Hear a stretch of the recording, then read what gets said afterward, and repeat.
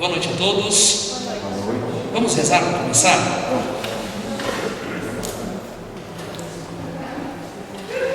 Em nome do Pai, do Filho e do Espírito Santo. Amém. Vinde, Espírito Santo, E enchei os corações dos vossos fiéis, e acendei neles o fogo do vosso amor. Enviai o vosso Espírito, e tudo será criado, e renovareis a face da terra. Oremos. Ó Deus, que instruíste os corações dos vossos fiéis com a luz do Espírito Santo, fazei que apreciemos retamente todas as coisas, segundo o mesmo Espírito, e gozemos sempre da sua consolação. Por Cristo, Senhor nosso. Amém. Ave Maria, cheia de graça, o Senhor é convosco. Bendita sois vós entre as mulheres, bendito é o fruto do vosso ventre, Jesus. Santa Maria, Mãe de Deus, rogai por nós, pecadores, agora e na hora de nossa morte. Amém. Ave Maria, cheia de graça, o Senhor é convosco. Bendita sois vós entre as mulheres, bendito é o fruto do vosso ventre, Jesus. Santa Maria, Mãe de Deus, rogai por nós, pecadores, agora e na hora de nossa morte. Amém. Ave Maria, cheia de graça, o Senhor é convosco. Bendita sois vós entre as mulheres, bendito é o fruto do vosso ventre, Jesus. Santa Maria, Mãe de Deus, rogai por nós, pecadores, agora e na hora de nossa morte. Amém. Senhor Jesus, nós estamos na Tua presença nesta noite, iniciando esta nossa escola da Palavra, iniciando a escola onde aprenderemos quem é o Senhor. Por isso te pedimos, como comunidade paroquial reunida, a graça de que pelo Espírito Santo tenhamos a inteligência aberta para aprendermos mais de Ti e aprendendo mais de Ti, que é a palavra eterna do Pai, creiamos com maior qualidade e crendo possamos celebrar a nossa fé e celebrando possamos vivê-la no mundo em meio às atividades que o Senhor nos propõe, em meio às atividades que o Senhor nos coloca. Nós nos colocamos na Tua presença, pedimos a graça da humildade, a graça do entendimento, para que assim, ao final desse curso, ao final desta escola, nós possamos qualificar o nosso serviço à Tua Igreja. Glória ao Pai, e ao Filho, e ao Espírito Santo. Como era no princípio, agora e sempre. Amém. Em nome do Pai, do Filho e do Espírito Santo. Amém. Pode sentar, boa noite. Que alegria nós podermos nos reunir aqui nesta primeira aula da nossa, vamos chamar, Escola da Palavra, né? Onde nós vamos aprender um pouquinho a respeito da Palavra de Deus. Vamos tentar aí nos aprofundar um pouquinho no conhecimento acerca da Palavra. De antemão, agradecer pela disponibilidade de todos. Era um desejo desde o princípio fazer este momento, ou estes momentos de formação com os ministros, mas por conta da quarentena nós ficamos impossibilitados, e agora o seu Reis e Luzia me chamaram, né, como padre, e pediram que fosse dado esse apoio para os ministros, mas já era um desejo desde o princípio, desde o começo do ano, desde que cheguei, fazer esse momento. Tanto é que agora nós começamos essa escola da palavra com os ministros, mas já começamos uma escola da fé, digamos assim, com os catequistas. Os catequistas nós estamos aí passando o conteúdo do credo, o conteúdo do catecismo, para nos qualificarmos melhor para o serviço ao reino de Deus prestado pela igreja.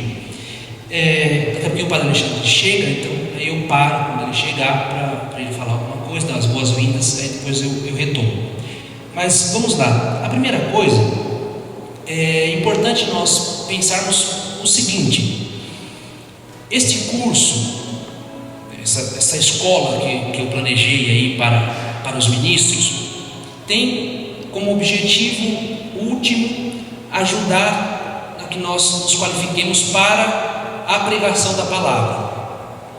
É um curso destinado sobretudo aos ministros extraordinários da palavra, mas aberto a todas as pessoas, a todos os outros ministros, a todo o ministério extraordinário da paróquia, né? Então não é algo exclusivo, mas aberto para que todos possam participar, porque mesmo que nós não preguemos na liturgia, nas celebrações, que pode acontecer também com um ministro que não é um ministro extraordinário da palavra, em alguma circunstância, mas nós temos outras atividades onde nós somos chamados a dizer qual é a interpretação da igreja a respeito das Escrituras. Então é importante que nós tenhamos ao menos um instrumental para saber como a igreja interpreta as Escrituras. Aqui já é um dado bastante importante: como a igreja interpreta, porque nós não fazemos interpretação livre das Escrituras.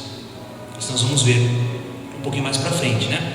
Mas é importante já que isso fique claro. A igreja tem um modo de interpretar as Escrituras, e nós vamos tentar enxergar qual é esse modo. Por isso eu dividi este curso, que na faculdade nós chamamos de teologia fundamental. A parte bíblica se chama de teologia fundamental, porque é o rudimento, é onde se inicia a doutrina. A doutrina, ela tem o seu princípio, o dogma, os dogmas têm o seu princípio sempre na palavra de Deus, na revelação. Então sempre se fundamenta na revelação, aí sim se desenvolve a reflexão dogmática, aquilo que a igreja propõe como um dogma de fé. Mas antes tem o seu início na palavra. Por isso é um cursinho de teologia mínimo, base de teologia fundamental, com um pouco de teologia prática. Por quê? Nós vamos ver primeiro a revelação divina hoje. Na próxima semana nós vamos ver o que é a Sagrada Escritura. Então veja aqui que há uma distinção terminológica de palavra de Deus e Sagrada Escritura. Nós vamos entender o que é essa distinção. Depois de termos visto o que é a revelação, portanto a palavra de Deus, nós veremos o que é a Sagrada Escritura, a Bíblia.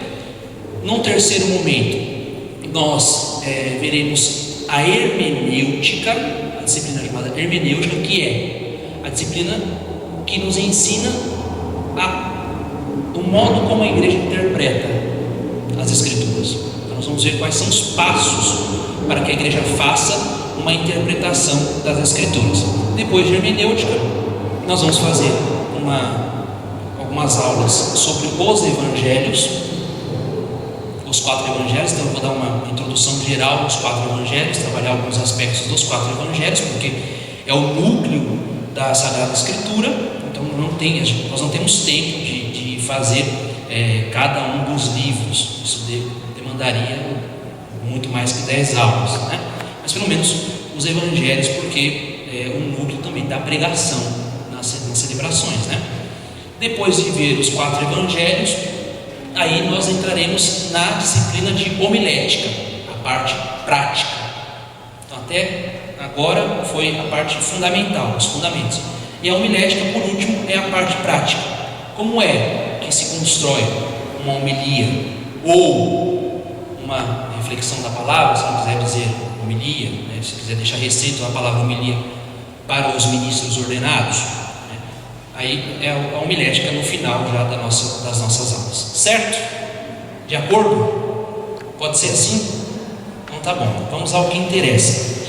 Vamos abrir nossa Bíblia, nosso livro sagrado, nos Atos dos Apóstolos, capítulo 8, versículo 26 a 40. Lembrando que nós podemos interromper, vocês podem interromper a qualquer momento, se algo não ficar claro, seja se não ficar claro o conceito, ou seja se a minha dicção não for boa em alguma palavra. Vocês, repete aí por favor, vai um pouco mais devagar, repete isso, por favor, façam isso, não morram com dúvidas. Atos 8, 26 a 40. Vou usar a lousinha para lembrar que eu era professor.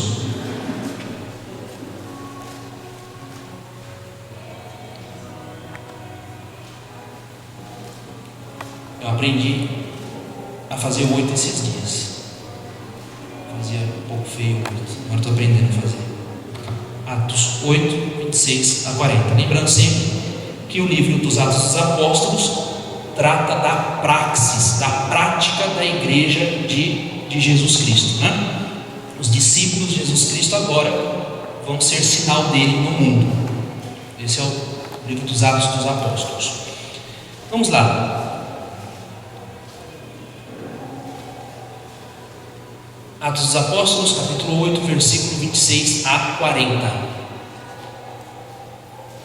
O anjo do Senhor disse a Filipe: levanta-te e vai por volta do meio-dia pela estrada que desce de Jerusalém a Gaza. A estrada está deserta.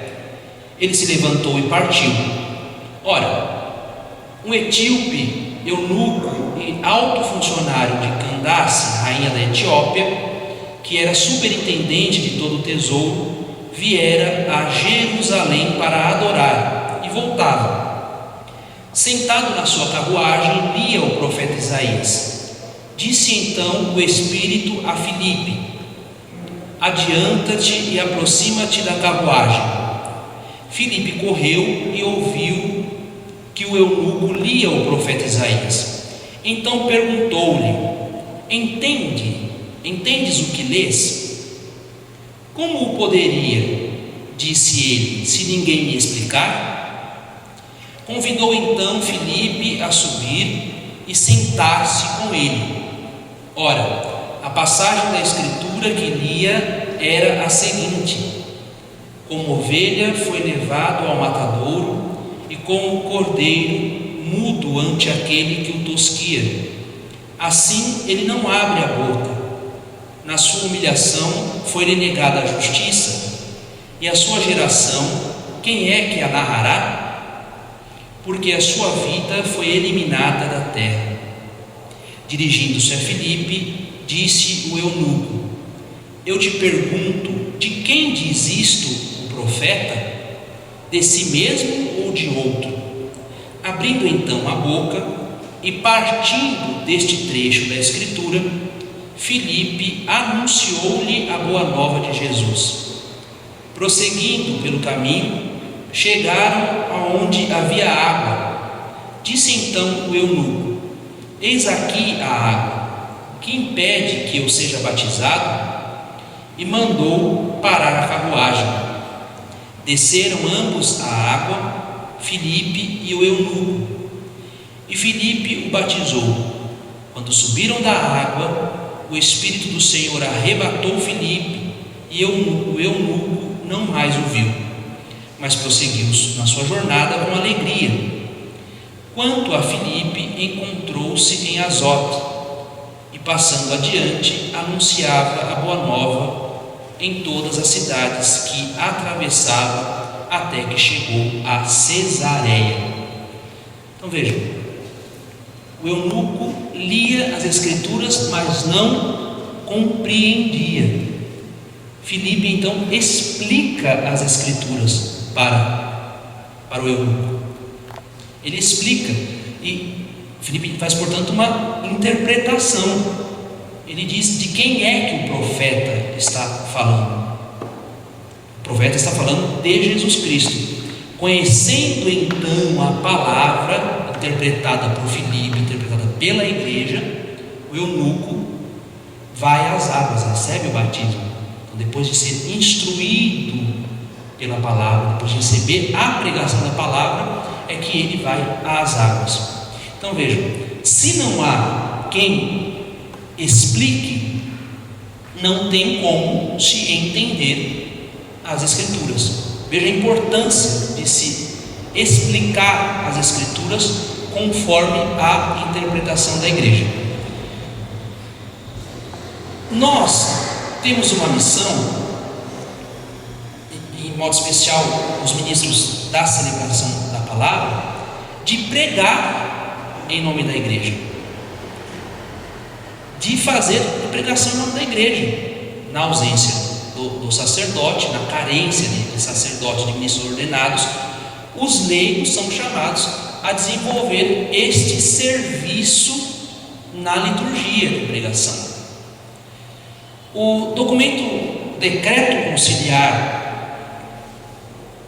Apostolicam Actituositatem, sobre a atividade apostólica dos leigos, diz que os leigos são chamados, primeiro, a desenvolverem a sua missão no século, no mundo, o mundo entendido aqui como a vida ordinária de cada um. É este o grande ambiente onde o cristão leigo deve exercer a sua atividade apostólica, o seu apostolado, o seu testemunho. Mas também os leigos, eu me incluo, eu sou ordenado, então ainda sou leigo, somos chamados dentro da comunidade também a desenvolver esse apostolado, aqui de modo especial no serviço da liturgia, no serviço celebrativo. Entretanto, para desenvolver esse apostolado tanto dentro da comunidade, no caso da celebração pública da liturgia, quanto no mundo, quanto no século, quanto nas atividades cotidianas, é preciso que os pastores invistam na formação doutrinal e espiritual dos leigos, dos cristãos leigos, para que estes deem testemunho autêntico de nosso Senhor Jesus Cristo. Então é justamente isso que nós estamos fazendo aqui, formando para que o testemunho seja um testemunho de qualidade. Se os senhores têm uma missão no mundo, como membros da igreja, se tem uma missão também dentro da comunidade, é preciso que sejam qualificados para exercer essa missão com qualidade, porque o fazem em nome da igreja da qual fazem parte, porque são membros, são batizados, por isso a importância desta formação. De maneira ainda mais especial, isso que eu falei até agora a respeito da missão do leigo dentro e fora da comunidade, a exigência de formação doutrinal e espiritual, está nesse decreto do Concílio Vaticano II, um decreto que trata em particular da atividade apostólica dos fiéis leigos, tá? O Concílio Vaticano também olha para o apostolado, para a missão dos leigos no mundo. Não é algo secundário, não é algo inferior à missão dos ministros ordenados, mas algo de suma importância. Por isso que nós damos aqui a atenção para a formação. Agora sim, de modo um pouco mais especialíssimo, é importante nós notarmos que o que gera este curso, que dá um pontapé a este curso, a esta nossa escola, é a necessidade de prepará-los para a pregação pública. Eu já disse isso algumas vezes aqui, para a pregação, de modo especial nas celebrações litúrgicas. O Papa Bento XVI, na exortação apostólica Verbum Domini, se eu não me engano do ano de 2010 talvez, ele fala a respeito da importância da homilia, e eu vou ler alguns trechos aqui do que o Papa diz, lembrando que a exortação apostólica pós-sinodal é um desenvolvimento de uma outra constituição, de uma constituição do Concílio Vaticano II, que é a Dei Verbum. Nós vamos estudar hoje de um modo mais aprofundado a Dei Verbum, que é a constituição do Concílio Vaticano II, que fala sobre a revelação divina, sobre a palavra de Deus. Então, desenvolvendo, compreendendo, aprofundando a compreensão da Dei Verbum, os bispos se reuniram em sínodos, e depois do sínodo o Papa emitiu a exortação apostólica pós-sinodal. Então veja que interessante. Essa é a Constituição. Essa é a reflexão da Constituição. Então, anos depois, a igreja se reúne, os bispos se reúnem e fazem uma reflexão sobre a Constituição. Então, sobre a homilia, diz o sínodo da palavra de Deus: as tarefas e funções que competem a cada um relativamente à palavra de Deus são diversas. Aos fiéis compete ouvi-la e meditá-la, enquanto a sua exposição cabe somente àqueles que, em virtude da ordem sacra, receberam a tarefa do magistério, ou àqueles a quem é confiado o exercício deste ministério. Então, aqui está falando de quem é a primeira responsabilidade de pregar a palavra. Daqui se compreende a atenção particular que no sínodo foi dispensada ao tema da homilia. Então veja, a homilia não é algo secundário dentro de uma celebração, mas é algo indispensável e parte constitutiva de uma celebração, seja a celebração eucarística ou seja a celebração da palavra. Por isso o sínodo se debruçou também para falar especificamente da homilia. Já na exortação apostólica pós-sinodal Sacramento Caritatis, recordei como, pensando na importância da palavra de Deus, surge a necessidade de melhorar a qualidade da homilia. De fato, esta constitui parte integrante da ação litúrgica, cuja função é favorecer a compreensão e eficácia mais ampla da palavra de Deus na vida dos fiéis. Vejam que é algo tremendo isso aqui. A pregação da palavra de Deus dá eficácia a esta palavra, dá uma eficácia mais ampla, diz o texto, e uma maior compreensão da palavra de Deus na vida dos fiéis. Suma importância. A homilia constitui uma atualização da mensagem da Sagrada Escritura. Veja aqui, a primeira função da homilia: atualizar. Mudar o conteúdo? Não, mudar, trazer para uma linguagem, trazer para o tempo presente em uma linguagem atual. Isso nós vamos ver de um modo mais claro nas últimas aulas. Isso aqui é só para dar um gostinho, né? De tal modo que os fiéis sejam levados a descobrir a presença e a eficácia da palavra de Deus no momento atual de sua vida. Aqui um outro princípio bastante importante: a palavra, ela não é um texto histórico no sentido de que ela vale para um determinado contexto do passado. Não, a palavra, ela é atual. Ela se torna atual como? Por meio da pregação. Ela precisa ser atual para que fale a vida das pessoas no tempo em que ela é lida e pregada. Consequentemente, aqueles que por ministério específico estão incumbidos da pregação tenham verdadeiramente a peito esta tarefa de preparação da pregação.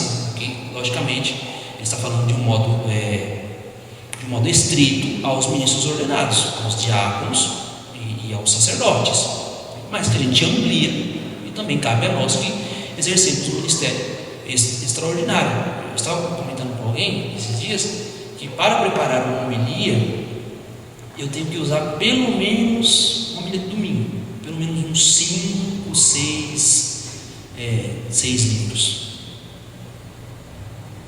Lógico que eu não leio todos os livros para preparar uma homilia, mas pego os trechos específicos de cada um para preparar uma homilia do domingo.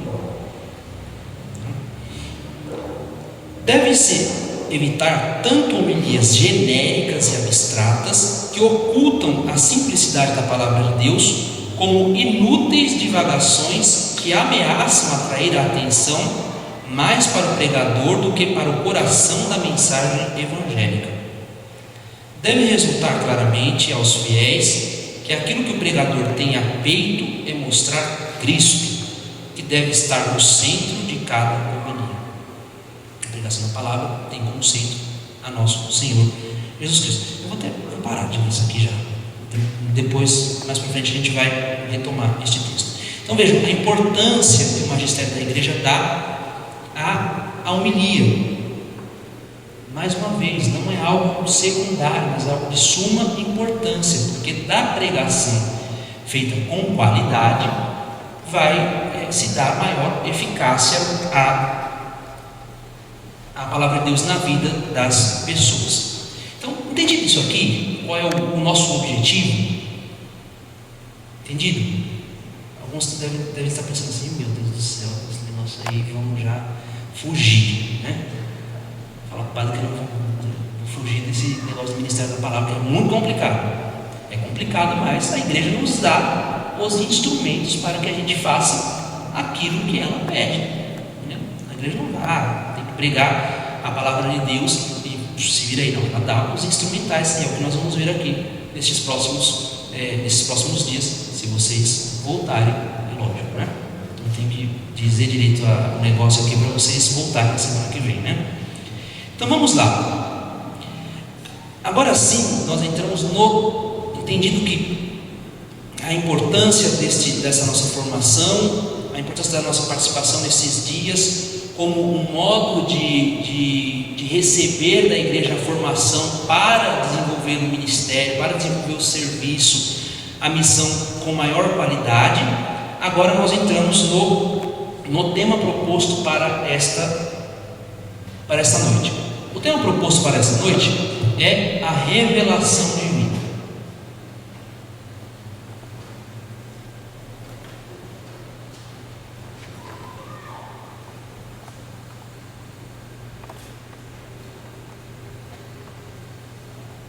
Que é sinônimo de palavra de Deus.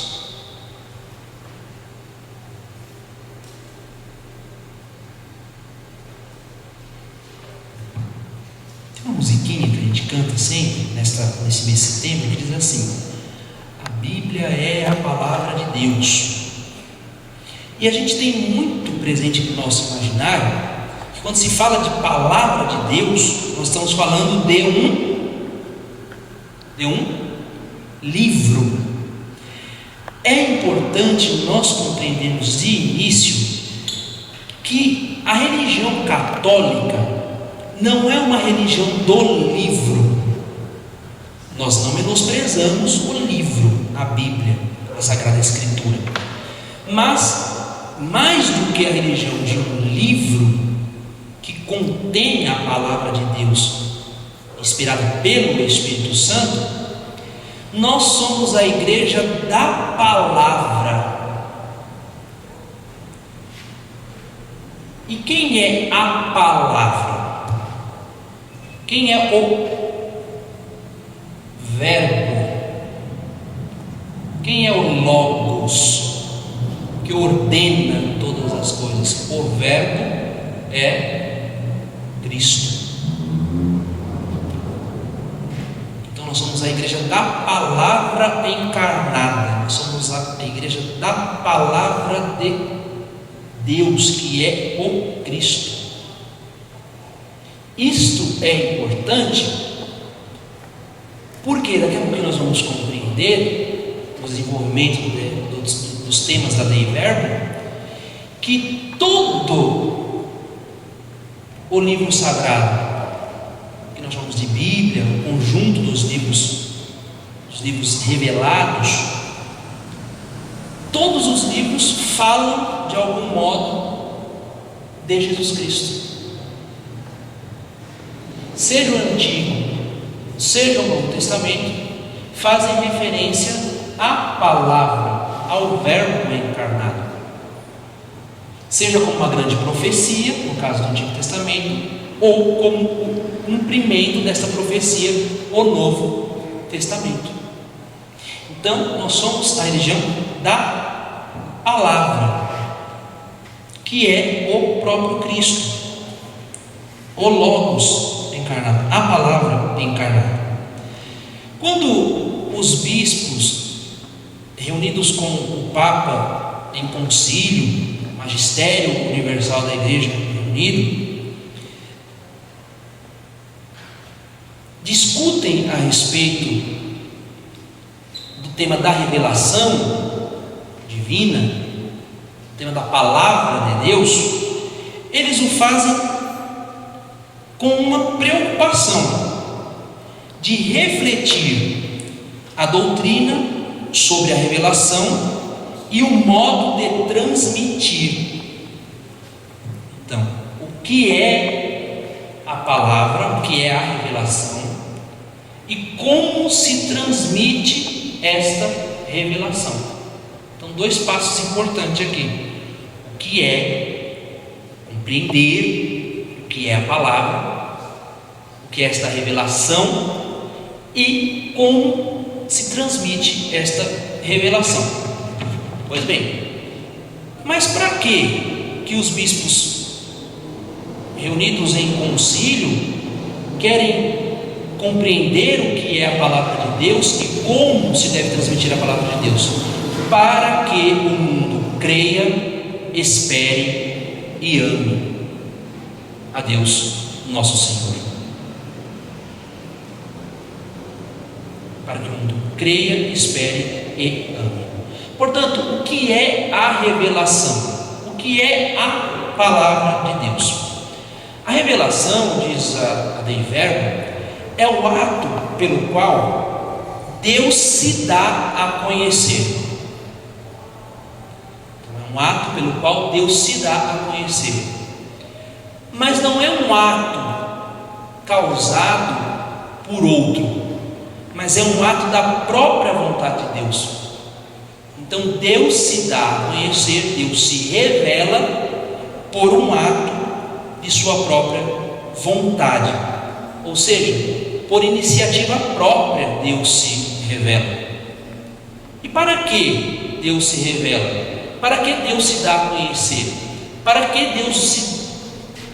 Deus dá a sua palavra? Para que o ser humano participe da vida da Trindade.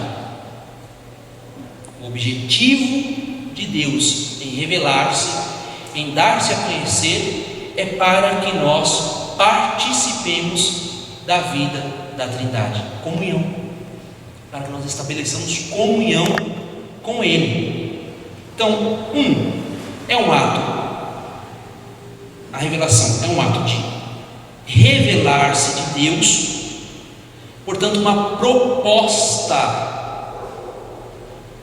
de vida, uma proposta de intimidade dele para com o homem. Veja, coisa maravilhosa.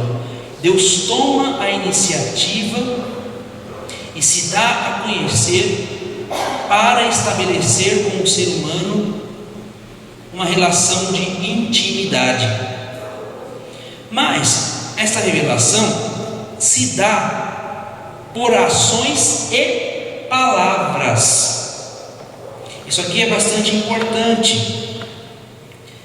A revelação se dá por ações e palavras. Inclusive, quando nós chegamos ao Evangelho, Jesus se revela. Jesus é a plenitude da revelação, nós vamos ouvir daqui a pouco. Jesus é a plenitude desse conhecimento de Deus, porque é por Ele que nós conhecemos o Pai, é por Ele que nós conhecemos o Espírito Santo. E Jesus se revela não só por palavras, mas por ações. Então, palavras e ações são as duas vias para que Deus se revele ao ser humano, para estabelecer com Ele esse vínculo de intimidade. Deus, Ele não se revela fora da história, mas Deus se revela na história onde está o homem. Isso aqui é bastante importante. No catecismo, em alguns documentos, sobretudo quando se trata da revelação, sempre aparece a palavra econômica.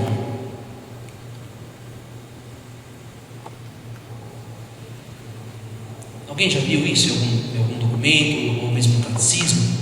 Essa palavra econômica. A revelação é econômica. O que significa isso? Significa que Deus se revela na história, e a história é o lugar próprio do ser humano, é o lugar onde o ser humano está situado. Portanto, a história é o tempo e o espaço. É no tempo e no espaço que Deus se nos dá a conhecer, não fora, mas dentro deste lugar em que o ser humano está. E esta revelação é sinônimo de salvação. Deus se revela para estabelecer conosco uma comunhão, uma intimidade, se revela no lugar onde nós estamos, na história onde o ser humano se desenvolve, onde o ser humano vive, para salvar. Então, o objetivo da palavra de Deus é a salvação. Mas quando começa este ato de Deus de revelar-se? Em qual momento, a partir de qual momento Deus se revela? Deus se revela na história, primeiro na criação. Isso aqui é um conceito importante. Quando nós falamos de revelação, nós estamos falando de um processo no qual Deus vai se dando a conhecer. Não é puff, mas é algo processual. E este processo onde Deus revela o seu plano de salvação para a humanidade se inicia na criação. Então aqui eu elenco, melhor eu não, o documento elenca 6 ou 7 passos nesse processo de revelação. O seu início é na criação. Então, quando Deus cria, Ele está se revelando para salvar. Depois, Ele se revela aos primeiros pais, aqui no caso Adão e Eva. Terceiro, Ele se revela após a queda de Adão e Eva, prometendo-lhes a redenção. Quarto, Ele se revela a Abraão e aos demais patriarcas. Quinto, Ele se revela a Moisés para libertar o seu povo. Sexto, Ele se revela aos profetas, por meio dos profetas, melhor dizendo. E sétimo, o ápice da revelação, a plenitude da revelação, onde se completa esta revelação de Deus, é a encarnação do Verbo. Então, Cristo é a palavra, o Verbo eterno, que traz à humanidade a vida, a presença da Santíssima Trindade. Cristo define, Ele completa a revelação. Quer dizer que depois de Cristo, Deus não revela mais nada, completa-se a revelação. Entretanto, é preciso que esta revelação, tem a sua plenitude em Cristo, seja transmitida. Então, por um lado, a gente diz que a revelação se completa, se fecha, se complementa, tem a sua plenitude em Jesus Cristo, mas ao mesmo tempo ela continua na sua transmissão. Tá? A revelação aqui sempre com o Rzinho grande, que é a revelação divina, que deve ser crida por todos os fiéis. Vejam que interessante, nesses 7 passos que eu dei aqui, nós praticamente passamos por todos os livros da Escritura. Nós fizemos um percurso por todos os livros da Escritura. Então, em cada uma das narrativas das Escrituras, aqui no Antigo Testamento, depois no seu ápice, com o Novo Testamento em Jesus Cristo, ali está esse desenvolvimento da revelação. O Antigo Testamento desenvolve essa revelação que tem o seu ápice em Jesus Cristo, portanto, no Novo Testamento. Até aqui, tudo bem? Algo não fica claro? Aproveita. Olha agora que eu tenho que explicar de outro modo. Então, Cristo completa esta revelação.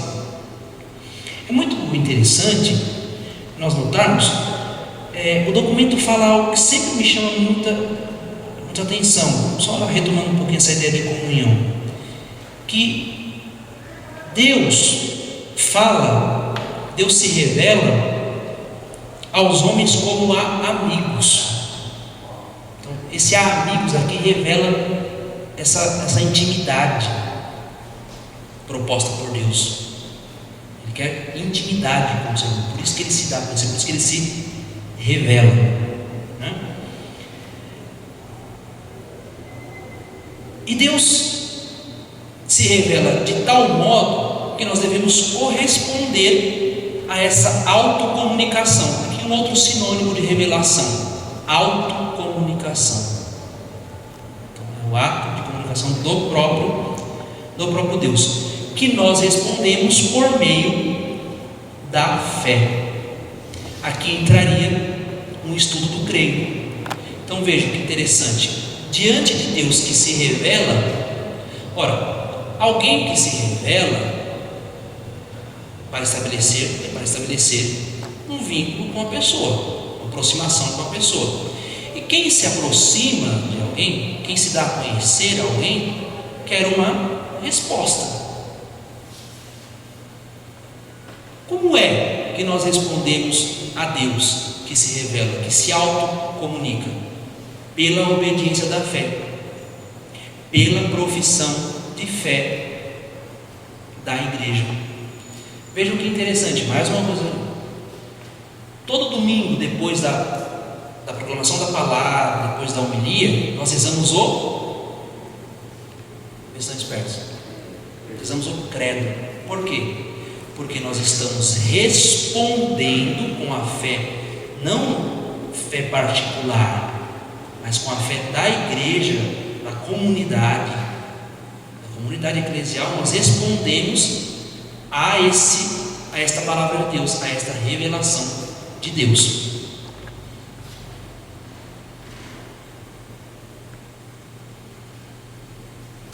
Então, essa resposta que nós damos à palavra se dá pela fé, quando nós devotamos a nossa vida a Ele, quando nós cremos nele. Lógico que a fé é uma virtude também dada por Ele, que nós devemos desenvolver por meio do estudo, por meio da oração, por meio do auxílio da graça dEle, com a ajuda dEle. Nós vamos crescendo nessa fé, nessa resposta a Deus que se revela.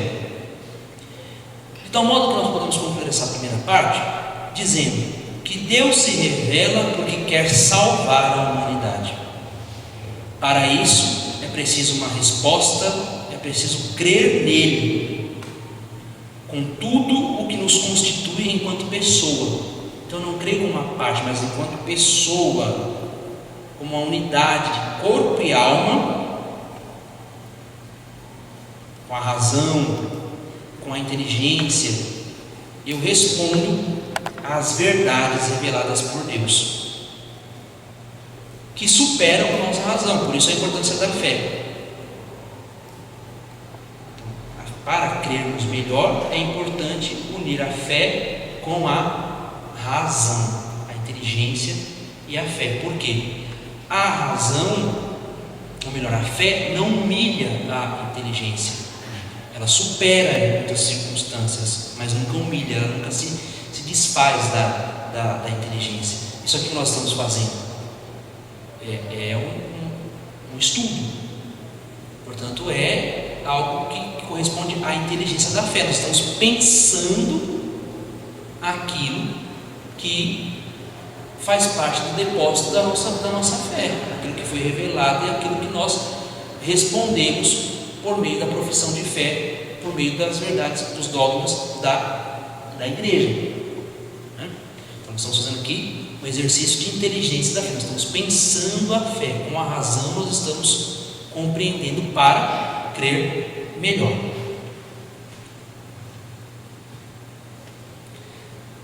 Ora, Deus se revela, mas Ele não se revela a um período histórico isolado, de tal modo que esta revelação, esta sua palavra precisa ser anunciada, ela precisa ser transmitida, e cabe à igreja anunciar a revelação.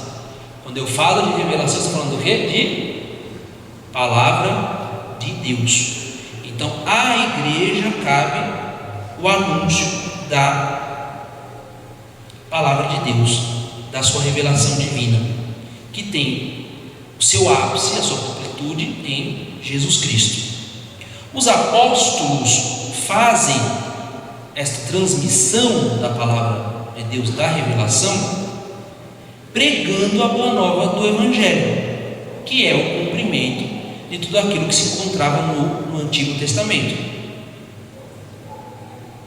Depois dos apóstolos, então vejam, olha a transmissão do conteúdo revelado, olha a transmissão da palavra de Deus. Primeiro os apóstolos, depois os bispos recebem esta missão de anunciar o Evangelho, de anunciar esta palavra.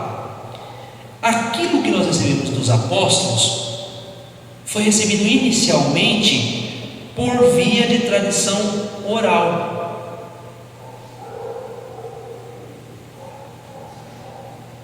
E também pelos livros sagrados do Antigo Testamento. Mas vejam que, como é importante nós pensarmos aqui um pouquinho. Antes de haver um livro contendo as Escrituras, contendo os livros sagrados, a transmissão foi feita oralmente.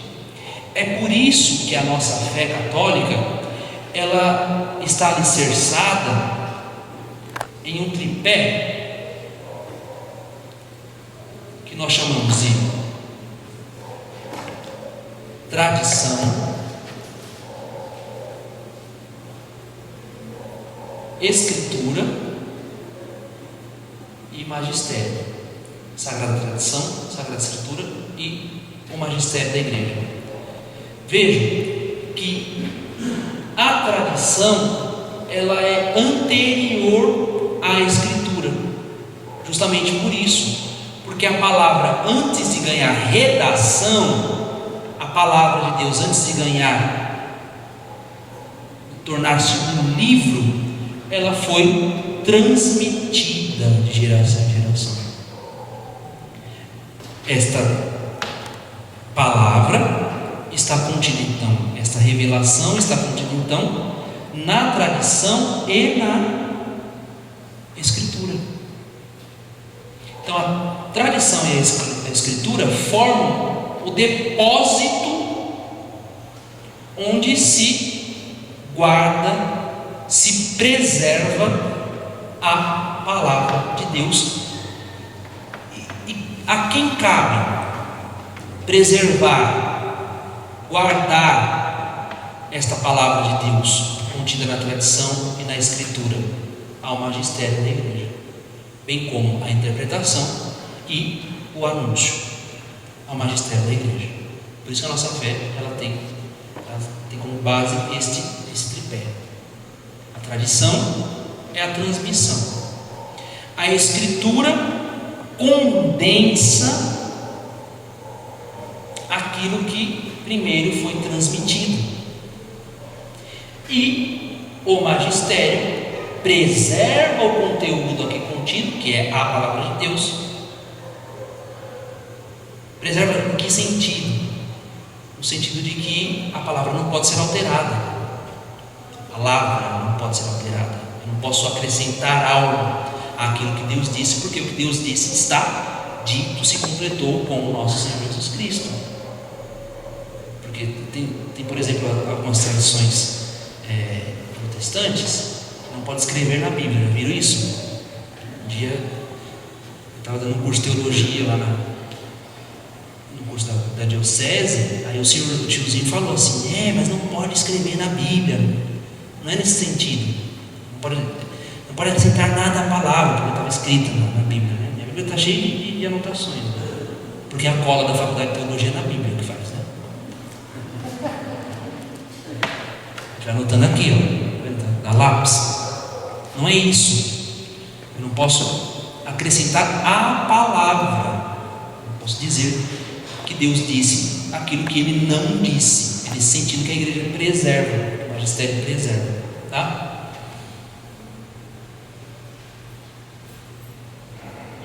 Então esse depósito da fé é a tradição e a escritura preservado e anunciado pelo magistério da igreja.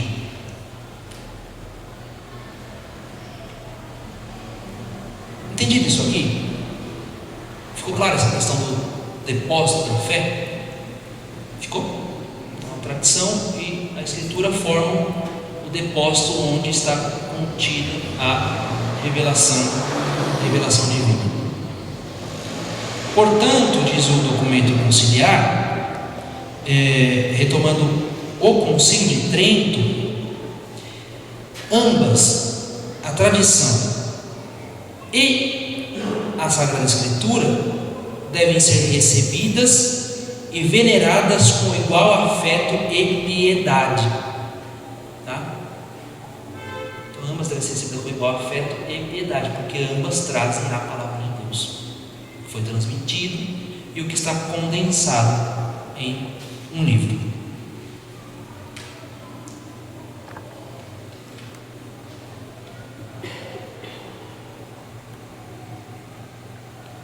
Outro ponto importante, até agora nós fomos até o capítulo 2 do texto, é compreender, falando de um modo específico da Escritura, é preciso entender que a Escritura foi inspirada pelo Espírito Santo. Portanto, a Escritura tem a Deus por autor. Quem é o autor da Escritura? Deus. Mas, para escrever os livros sagrados, Deus escolheu homens que utilizou na posse das faculdades e capacidades que tinham, para que, agindo Deus neles e por meio deles, pusesse por escrito como verdadeiros autores tudo aquilo e só aquilo que Ele quisesse. Então vejam aqui o processo em que se dá a construção das Sagradas Escrituras, dos livros sagrados. Então Deus inspira, escolhe homens que são chamados os agiógrafos.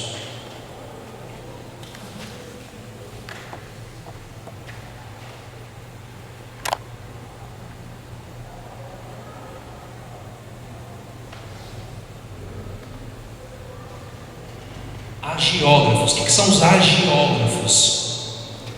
Escritores, grafos, né? Agio, sagrados, os escritores sagrados, que escrevem somente aquilo que Deus quis que eles escrevessem. Mas é importante, então, aqui nós percebemos que existe um processo de inspiração divina e de construção humana, porque eles escrevem, como diz o documento, com as suas faculdades, com a sua inteligência, etc., numa língua própria, em um contexto de época próprio.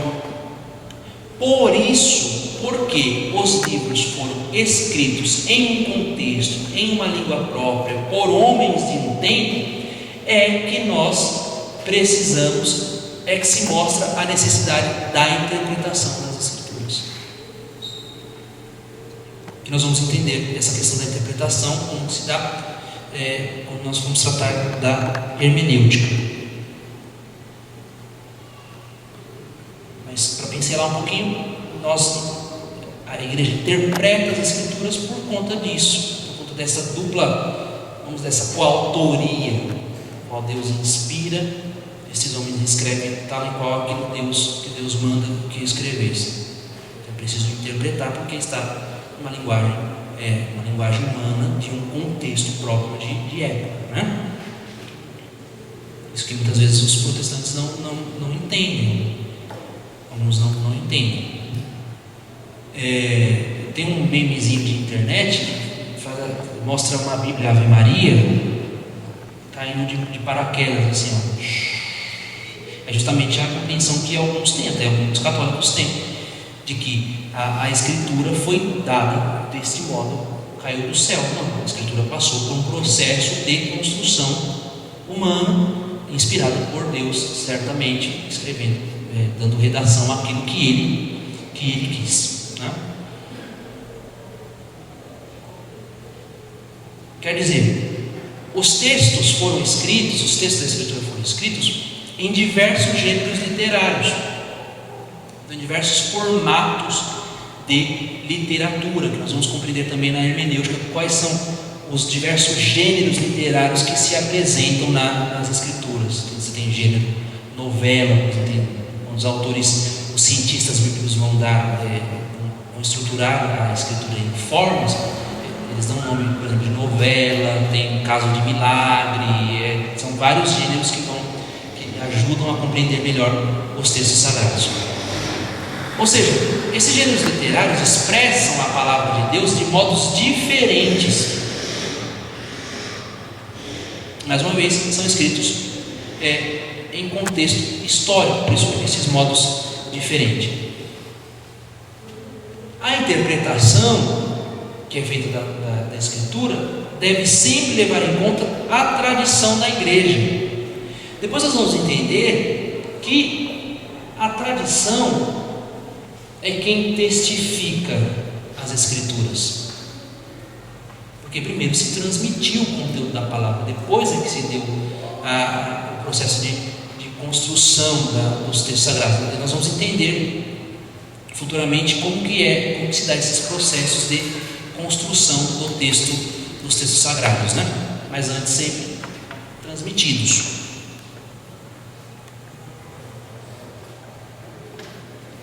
Sobre o Antigo Testamento. O Antigo Testamento é menos importante que o Novo Testamento? Será? Porque com esse nome a gente pode ser levado a entender que um é mais importante que o outro. Não, o Antigo Testamento ele tem uma unidade com o Novo Testamento. E no Antigo Testamento Deus se revela como o Deus único, verdadeiro e vivo. Deus se revela em um processo pedagógico, um processo que vai fazendo com que se compreenda o seu plano de salvação. Mas o Antigo Testamento ele tem suma importância quando compreendido que ele é em vista da vinda de Jesus Cristo. Então, no Antigo Testamento nós temos uma revelação de Deus como Deus único, verdadeiro e vivo. Em preparação, o Antigo Testamento prepara a revelação, a vinda de nosso Senhor Jesus Cristo. O que a ciência bíblica vai chamar ela diz que Cristo é a chave hermenêutica do Antigo Testamento. Quer dizer, o que abre a porta, o que destrava o Antigo Testamento, o que faz compreender o Antigo Testamento é o mistério pascal de Cristo: paixão, morte e ressurreição de Jesus Cristo. Então, Jesus Cristo é a chave de compreensão do Antigo Testamento, de tal modo que o Antigo Testamento é uma grande profecia a respeito de nosso Senhor Jesus Cristo.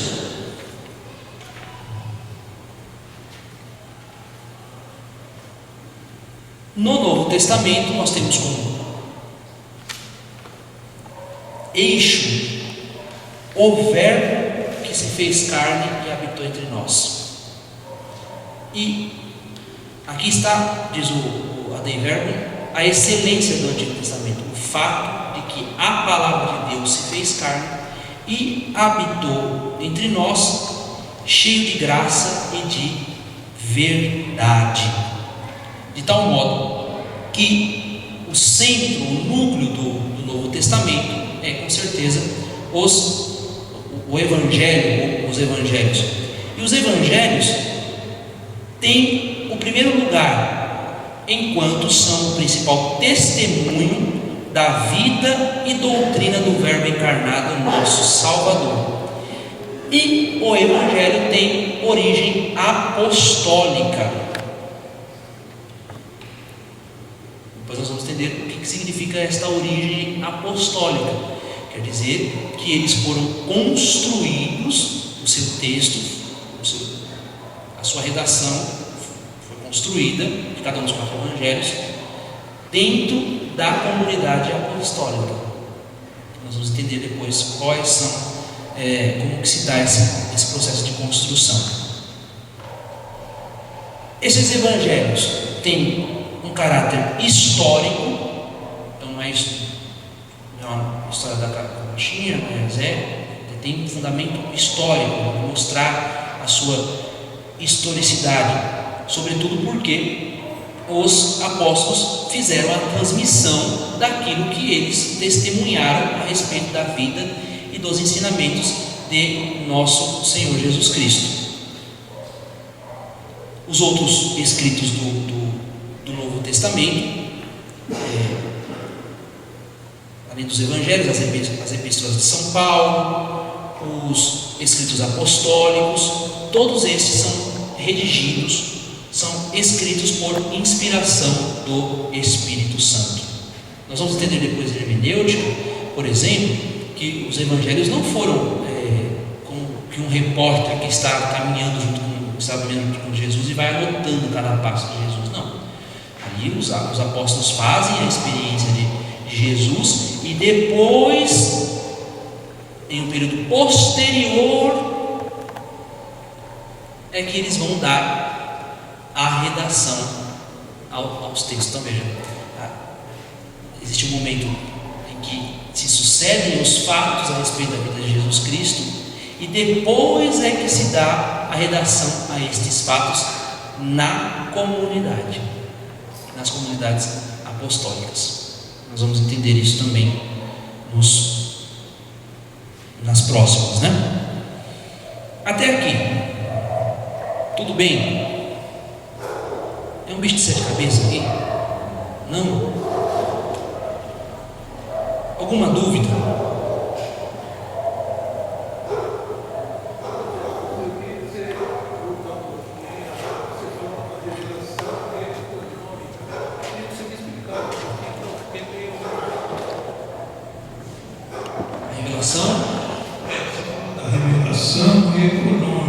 A revelação, ela é econômica. Como assim? A palavra econômica lembra de oikos, casa.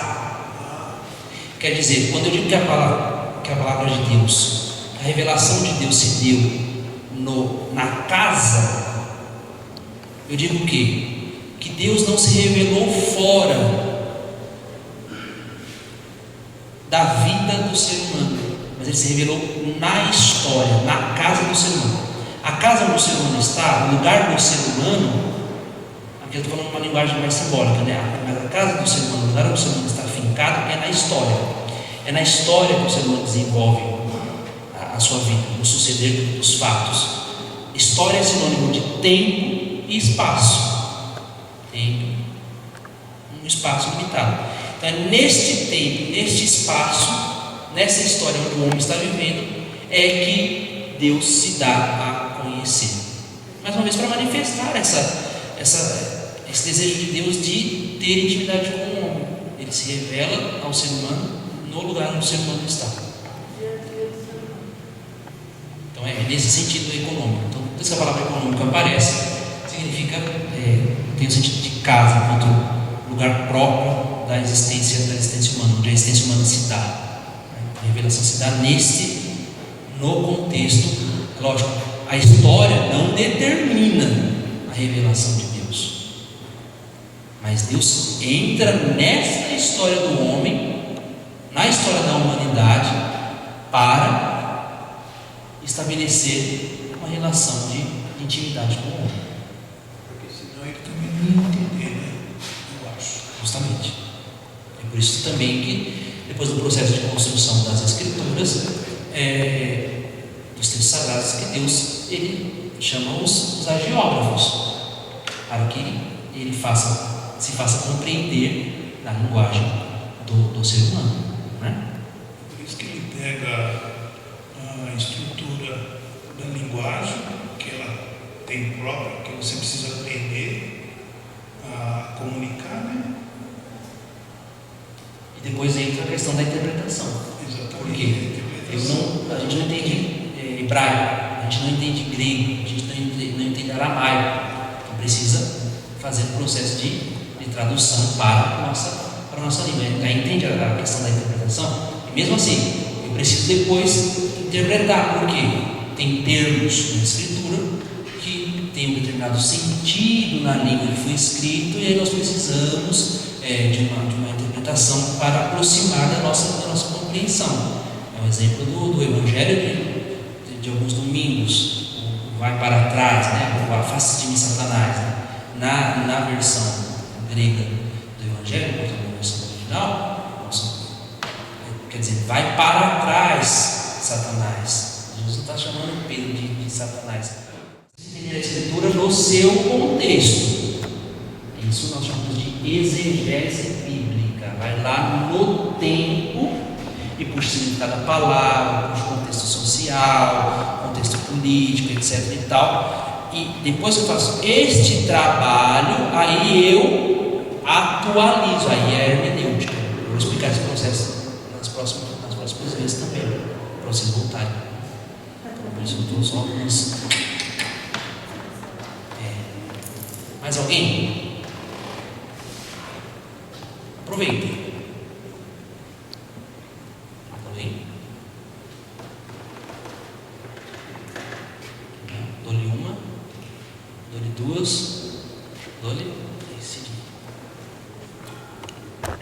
Você falou que a Bíblia, né, os textos que a gente recebe hoje, foi Deus que escolheu o que estaria ali.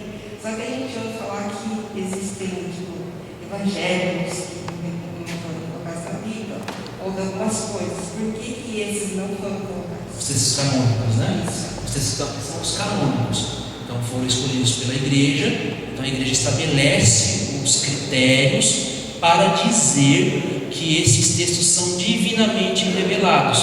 Então muitos outros textos foram escritos no tempo da grande revelação, mas nem todos estão contidos como escritura sagrada, porque a igreja não considerou a necessidade ou a canonicidade, ou que ele foi revelado, então ele traz algum problema, ou mesmo que não traga algum problema na sua redação, a igreja julgou não necessária a sua presença junto com a listagem, junto com o cânon de todas as escrituras. Você pega, por exemplo, a carta a Didaqué, que é o Catecismo dos Apóstolos. É um texto que é utilizado hoje, mas ele não está contido no livro sagrado. Você pega,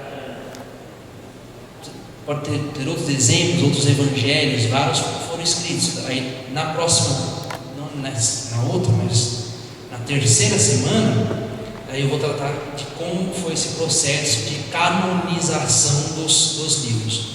Como é que se chegou a essa estrutura aqui?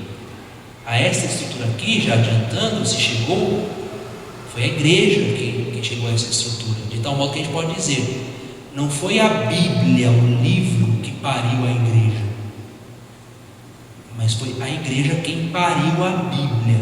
Estou falando Bíblia, não a palavra de Deus. A Bíblia, o livro. traz a palavra de Deus. Quer dizer o quê? Isso não é uma frase minha, mas é uma frase de um padre, Padre Francisco Fausto, tá? Quer dizer o quê? Que é a igreja quem pegou esses livros todos aqui, reuniu e disse: este é o livro sagrado dos cristãos.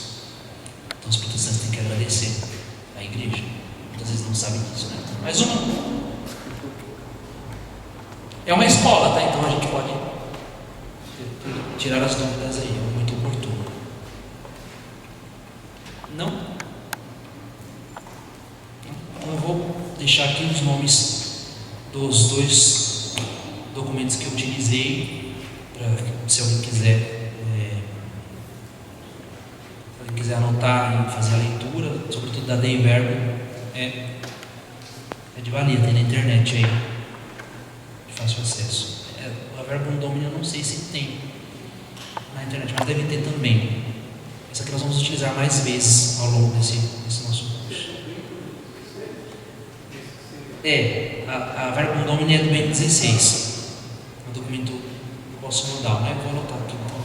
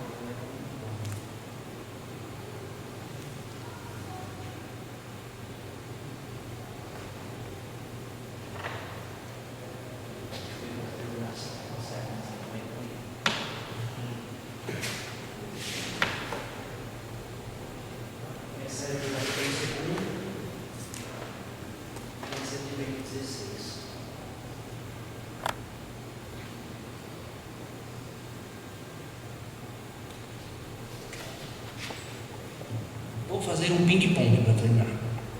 Vamos ver se vocês estão espertos. Vamos ver.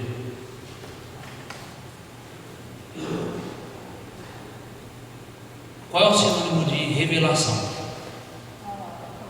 Palavra de quem? O que é a revelação? É o ato pelo qual Deus se dá a conhecer. Para que Deus se dá a conhecer? Para nos salvar, para estabelecer o quê? Relação de intimidade conosco. Vamos ver o que mais. Quem são os agiógrafos? São os escritores sagrados que deram redação aos textos sagrados. Escreveram o que eles quiseram? Escreveram aquilo que Deus revelou. Escreveram em linguagem humana. Outra coisa. Vamos ver aqui. Quando eu falo que a revelação é econômica, o que eu estou dizendo? Que a palavra de Deus é dada onde? Na história, no lugar próprio da humanidade. Tempo e espaço, no lugar próprio da humanidade. Mais alguma ideia? Alguém ressalta?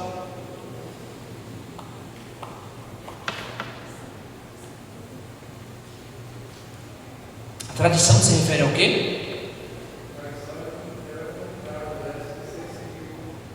A tradição é a transmissão do quê? Da palavra, da revelação. tá?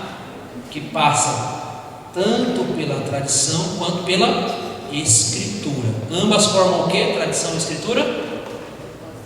Depósito da fé. Estão continuando o depósito da fé que guarda esta palavra de Deus. E a terceira parte do tripé da nossa fé? O magistério. Qual é a função do magistério da igreja diante da palavra, diante do conteúdo revelado? Preserva, ou seja, não deixa que se altere. Faz o quê? Conserva, interpreta e transmite. Muito bem, muito bem, muito bem. Então vamos rezar. Agradeço a paciência de todos. Espero que tenha sido o mais claro possível nesses temas, né? A semana que vem nós retomamos no mesmo horário. A semana que vem nós vamos tratar da Sagrada Escritura. Vamos entender um pouquinho a composição, como que a Sagrada Escritura está organizada, etc. E tal. Saudações também a Pascom, né? O Carlos e a Dote, que vieram para transmitir aí para o pessoal que não pôde vir. Uma saudação então a quem vai assistir daqui a pouquinho esta nossa aula. Espero que aproveitem, não passe para ninguém, tá bom? Porque eu falei alguma besteira, aí o bispo não sabendo vai me mandar embora sem nada. Eu falei tudo aquilo que está nos documentos, que pode ser conferido, tá bom? Então vamos saudar a Nossa Senhora. Salve Rainha, Mãe de Misericórdia, vida, doçura e esperança nossa, salve. A vós bradamos, degradados filhos de Eva, a vós suspiramos, gemendo e chorando neste vale de lágrimas.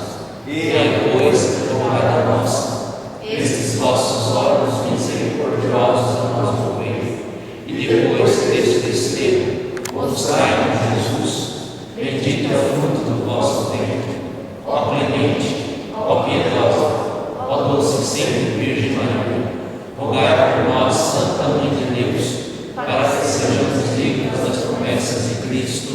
Amém. Santo Antônio de Santana Galvão, rogai por nós. São Judas Tadeu, rogai por nós. Todos os santos e santas padroeiros de nossas comunidades, rogai por nós. Em nome do Pai, do Filho e do Espírito Santo. Amém. Muito obrigado pela presença de todos, pela atenção. Até o próximo encontro, na próxima sexta-feira.